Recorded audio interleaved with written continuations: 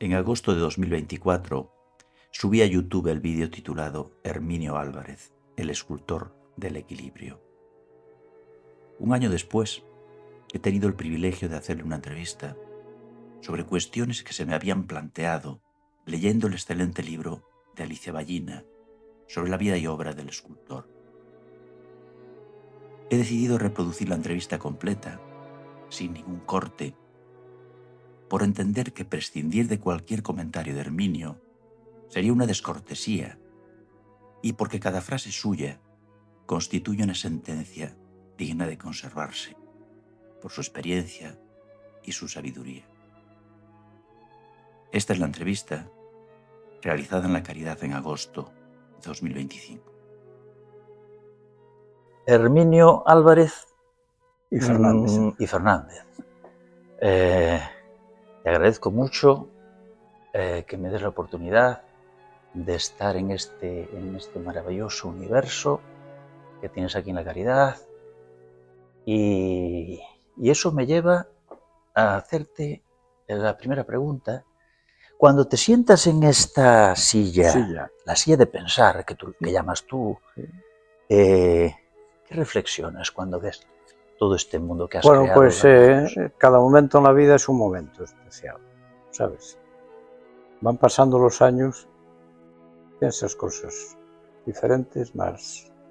Antes la cabeza mía era muy... Ya. Expandía demasiado, quizá, pero bueno, ahora está más... Pero cuando ves el resultado de todo lo que tú has creado durante tantos años, ¿qué sentimiento tienes? Muy feliz por haber conseguido lo que pretendí desde cuando era niño pequeño. Toda la vida quise pintar. Y te iba a preguntar que ¿cuándo, y vamos a la niñez, a tu infancia, ¿cuándo empezaste tú a notar que te bullía en la cabeza una vena artística? Pues mira, una pregunta muy especial. La cocina de mi casa, donde tenían mis padres la tienda, que tú conociste, la tienda aquella, la cocina estaba azulejada de blanco. Yo en aquel momento no tenía material de ningún tipo para dibujar, ni para, bueno, tiempos de mucha escasez, no tenía material para dibujar. Y cuando mis padres iban para la cama, me levantaba y abría la cocina y sacaba un tizón de la cocina y pintaba un paisaje sobre la pared. Y mi madre lo borraba para que al otro día volviera a pintar otro paisaje. Y eso, empecé ya cuando era un niño pequeño. Y tú empezaste con la pintura, pasaste a la miniatura y finalmente acabaste en la escultura. ¿Cómo fue ese proceso? Bueno, pues ese proceso de la escultura es algo que llevas dentro, la sensación de ingravidez, porque Angelito, mi tío Ferreiro, hacíamos pruebas los domingos en el desván de su casa a ver si conseguíamos el movimiento continuo, cosa que no es posible, está ahí la atracción terrestre y eso no es posible. Pero él y yo, como éramos dos tocaos, pues, me acuerdo un día que le digo, Angelito, yo abandono esta idea porque era cuando ya tenía el supermercado y un trabajo tremendo, está comiendo mucho la cabeza y que va, abandono. Y nunca se me olvida el dicho de él, dice él, pues es una pena que estamos a punto, digo, ni más ni menos, pero de pasarnos de la cabeza. Y justamente, entonces, el tema, ahora que tocas el tema del magnetismo y del equilibrio, porque tu obra escultórica pasa por esas temáticas. Tú tienes un reto personal de luchar contra las leyes de la física. Sí, por eso que te acabo de decir, por lo de Angelito, esa sensación que tenemos de buscar el sentido de la ingravidez. Y como eso no es posible, entonces a base de campos magnéticos, la sensación, no es que yo trate, sería absurdo y loco y tonto, decir, no, eso se aguanta solo, es mentira, hay un campo magnético. Bueno, esa sensación de ingravidez.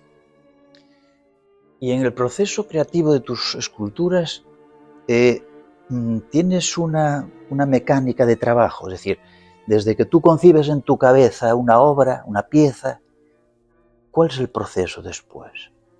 Cuando, ¿Haces un boceto? Algo? porque ahora ya, te comentaba antes que yo ahora más bien dibujos, cosas de eso, porque a estos años ya andar con máquinas ya no, porque estoy contento por tener esta cosa de que ya no debo andar con máquinas porque puede ocurrir cualquier cosa estos años ya.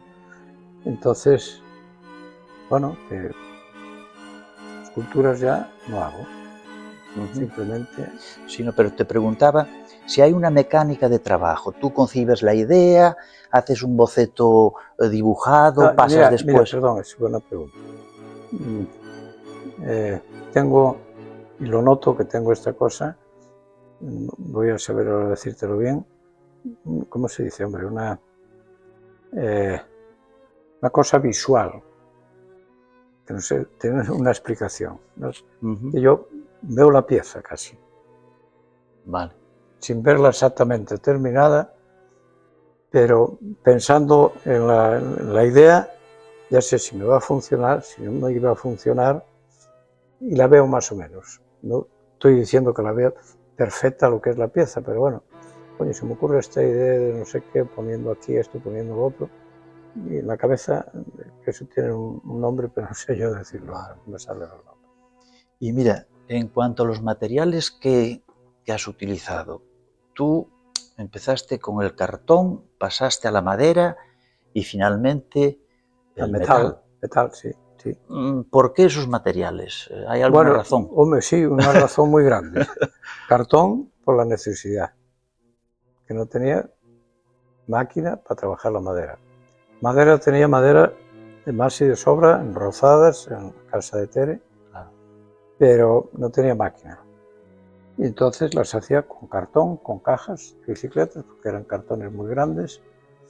Y tengo muchísimas obras en la nave, muchísimas obras hechas en cartón, que Alicia Ballina, esta gran comisaria, alguna vez me tiene dicho, dice, Herminio, me interesa mucho tu obra, pero sobre todo la época del cartón, porque no se conoce quien trabajara con cartón, sí, mucha gente, pero bueno, así queriendo imitar la madera por la necesidad, por esto, por lo otro. Bueno, la verdad que cuando voy a la nave y contemplo aquello de cartón todo, digo, joder, cuántas vueltas, porque volvemos a repetir, la necesidad es muy buena en muchos casos, agudiza el ingenio. Y en cuanto a los colores, yo observé... Rojo, negro y blanco. Eso, correcto. Hay allí algún cuadro de hace años... ¿Hay alguna razón para utilizar de manera recurrente Bueno, pues esos colores? Esas cosas van saliendo. Ya. Van saliendo con el tiempo. Ya. Yo digo, coño, ¿estoy limitado a estos colores por esto y por esto? Pues no. Fui quedándome en esos colores y son los que me gustan.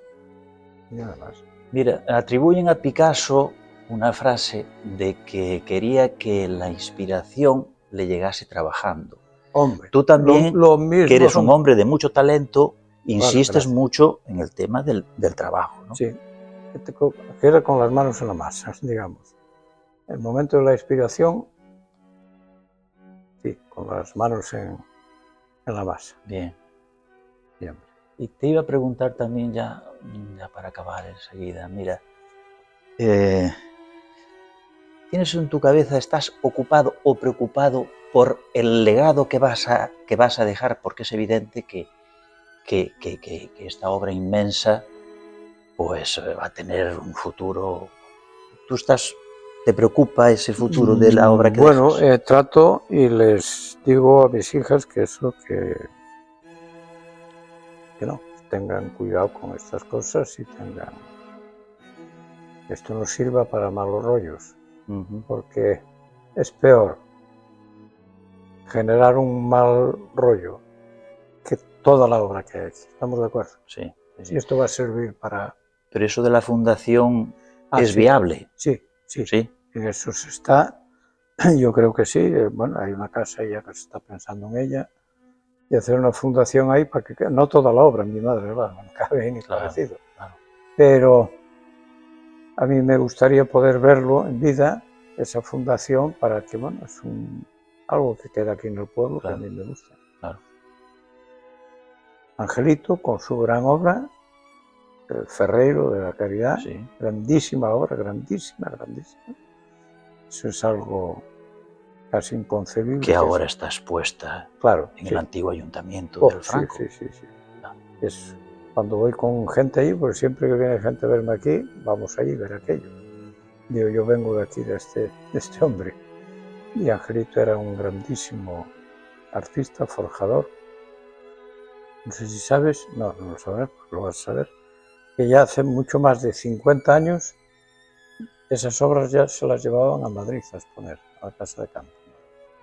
Eso dice muchísimo del gran personaje. Una de las cosas que siempre me fascinó de ti, y te hago la pregunta de cómo a los 40 y tantos años una persona decide salir de su zona de confort y cambiar su vida casi radicalmente. Porque eso ya de niño era lo que quería. Claro. Y fui detrás y lo conseguí. Y estoy satisfecho por lo que hice. También tengo que decir, tuve la gran suerte de tener la compañía que tengo, que me entendió, porque no es fácil. No es fácil entender momentos difíciles, son muy complicados. Bueno, por último, si tú tuvieras que dar algún consejo a un joven talentoso que empieza ahora en el mundo del arte, ¿qué consejo le darías? Le diría lo siguiente. Bueno, eso lo digo muchas veces. Si lo tienes todo, no tienes nada. Bueno, pero ya, quitando eso de delante, haz lo que sientas. No voy a hacer aquello porque igual gusta más que aquello. No, jamás. Haz lo que lleves aquí dentro. Y yo acabé haciendo dibujos expresivos totalmente, sin pensar ni lo que voy a hacer ni lo que estoy haciendo. Y hacer lo que verdaderamente llevas dentro. Y eso para mí es lo principal.